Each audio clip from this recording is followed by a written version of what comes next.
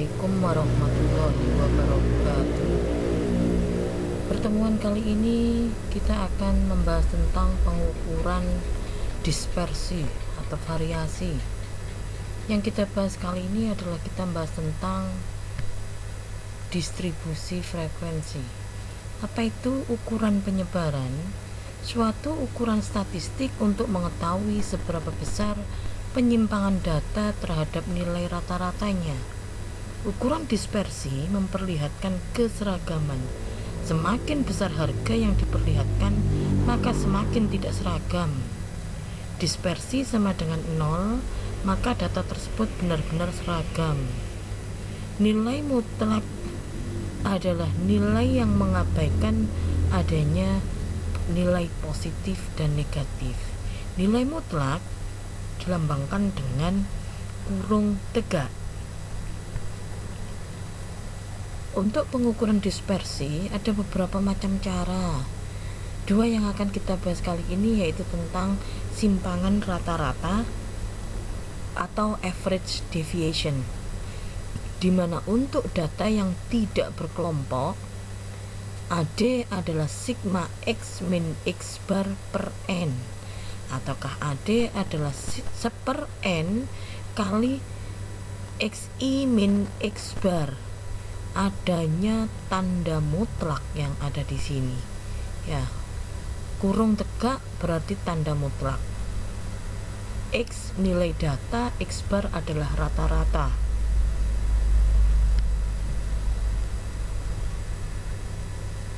Kita coba dengan contoh.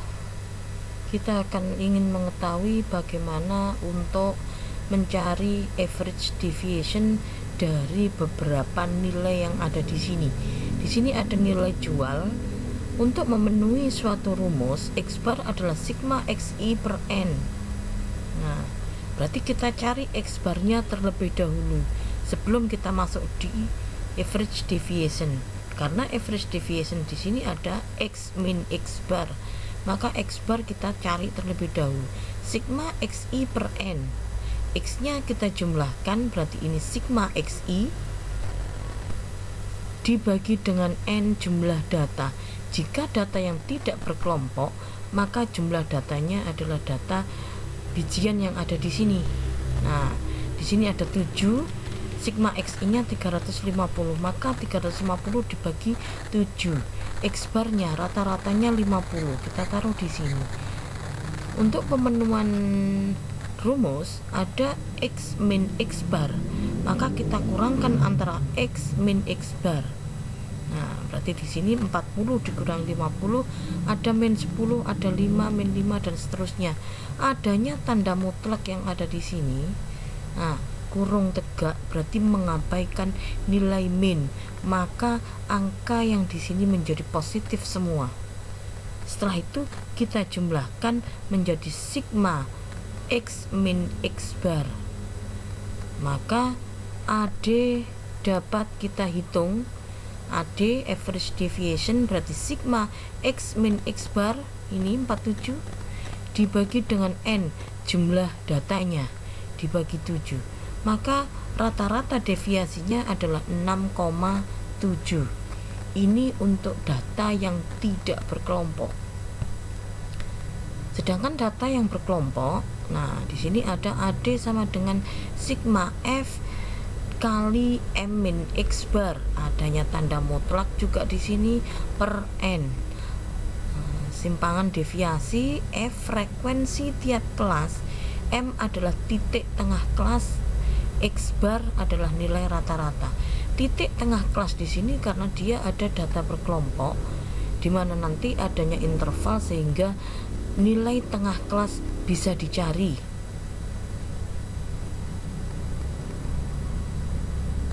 Oke, kita lanjutkan juga dengan contoh. Di sini ada nilai ujian dari 100 mahasiswa, dari 50 mahasiswa. Kita punya nilai yang ada di sini. Nah, maka di sini kita cari terlebih dahulu. Untuk memenuhi rumus ini, maka kita lihat dulu AD-nya. Sigma F dikalikan M F-nya sudah ada, berarti langkah selanjutnya adalah mencari M. M adalah titik tengah kelas. Nah, titik tengah kelas adalah batas atas ditambah batas bawah dibagi 2. Itu M. Setelah M ketemu, di sini ada F kali M, FIMI. Kenapa ada FIMI? Karena di sini untuk pemenuhan rumus X bar. Nah, sebelum masuk ke sini kita akan mencari X barnya terlebih dahulu. X barnya adalah FIMI. Ada F, ada M, maka FIMI kita kalikan F dengan M. Nah, maka jika kita jumlahkan sigma FIMI adalah 3395 dibagi dengan sigma FI. Jika data tidak berkelompok maka dibagi dengan N, N-nya adalah data. Jika ini adalah jumlah N adalah sama dengan sigma FI. Nah, maka ketemu X barnya adalah 67,9. Rumus selanjutnya M min X bar. Maka kita cari M min X bar. X barnya sudah ada, M-nya ada, maka di sini adalah M min X bar berarti 35,5 dikurangi 67,9 itu min 3, 2,4 dan seterusnya. Adanya tanda mutlak karena di sini ada min, maka mengabaikan angka min sehingga di sini positif semua. Baru setelah itu kalikan dengan F karena M min X bar rumusnya sudah ada, M min X bar kalikan dengan F. Maka kita kalikan kolom ini dikalikan dengan M, kalikan dengan F. M min X bar kalikan dengan F. Nah, maka ketemu F kali M min X bar. Jika kita jumlahkan maka ketemu sigma F M min X bar 584. Kita bagi dengan N, N adalah jumlah frekuensi dibagi 50, maka rata-rata deviasinya ketemu 11,68. Oke. Selain deviasi rata-rata ada juga standar deviasi atau simpangan baku. Ini yang paling sering digunakan. Ukuran yang menunjukkan standar penyimpangan data observasi terhadap rata-rata datanya, di mana salah satu ukuran dispersi yang diperoleh dari akar kuadrat positif varian. Sedangkan varian adalah rata hitung dan kuadrat simpangan atau pangkat 2 dari simpangan baku. Kita coba untuk melihat bahwa simpangan baku juga bisa dihitung berdasarkan data berkelompok dan data yang tidak berkelompok. Untuk data yang tidak berkelompok di sini ada untuk sampel populasi. Ada beberapa kebutuhan yang mungkin harus diperhatikan karena di sini sampel populasi, maka di sini menggunakan mu. Nih, mu itu rata-rata populasi. Pertemuan kita awal ya dengan rumus seperti ini. Akar dari sigma xi min mu kuadrat per n. Sedangkan standar deviasi dengan rumus yang lain bisa digunakan adalah akar seper n kali sigma x kuadrat dikurangi dengan sigma x dikuadratkan per n. Ada beberapa pilihan rumus ini bisa kita gunakan. Kita akan coba aplikasikan satu soal saja ya dengan satu rumus. Nah, rumus ini ada harga buku x kuadrat adalah nilai x 20 ini dikuadratkan. Setelah itu dijumlahkan, dapatlah sigma x kuadrat. Untuk mencari standar deviasi sigma x kuadrat per n, sigma x per n dikuadratkan. Nah, maka di sini kita akan lihat x-nya ada, x kuadratnya ada, maka rumus ini bisa terpenuhi. Kita bisa langsung masukkan angkanya yang ada di sini. Sigma x berarti 350 per 7 dikuadratkan, sedangkan x kuadrat adalah 20 1300 dibagi 7 kemudian diakar ketemu 20, maka simpangan baku dari data ini adalah 20. Ini untuk data yang tidak berkelompok. Selanjutnya adalah data yang berkelompok. Jika data yang berkelompok, maka di sini juga ada cara populasi, di mana di sini ada mu, ataukah akar dari 1/n kali sigma FIMI kuadrat dikurangi dengan FIMI dikuadratkan per n. Nah, sama, kita punya M titik tengah kelas, karena ini dalam tabel distribusi frekuensi. Kita coba melihat dengan satu contoh ini bagaimana mencari M-nya. Kita lihat M di sini adalah titik tengah kelas, di mana M di sini adalah dari batas atas dikurangi batas ditambah batas bawah dibagi 2. Nah, maka ketemu M ini. M kemudian dikuadratkan, kalikan dengan FM, berarti FIMI, setelah itu FIMI kuadrat. Sehingga rumus yang di sini FIMI kuadrat sudah ada, terpenuhi.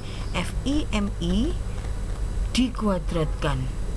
Jika ini dijumlahkan, maka sigma FIMI dan sigma FIMI kuadrat. Maka tinggal masukkan ke dalam rumusnya 1/n 1/50 kali FIMI kuadrat. Nah, 4610 dikurangi FIMI 390 dikuadratkan dibagi 50, kemudian diakar, maka ketemu 5,6. Cara seperti ini namanya cara panjang. Ada satu cara untuk mempersingkat, yaitu dengan menggunakan shortcut atau cara pendek, dengan rumus sigma sama dengan P kali akar FIDI kuadrat per N dikurangi dengan FIDI per N dikuadratkan. Nah, berarti ada D. Apa itu D? Deviasi atau simpangan dari kelas terhadap titik asumsi. DI sama dengan 0, di mana nilai frekuensi yang paling tinggi. Dengan soal yang sama, maka di sini kita akan membuktikan bagaimana shortcut dengan cara panjang. Nah, tadi ada F, ada M. Jika kita menggunakan shortcut, maka kita tidak perlu mencari M. Maka penggantinya adalah kita mencari nilai D. Nah, D di sini adalah DI sama dengan 0, di mana jumlah frekuensi yang paling tinggi. Satu kebetulan dia di atas.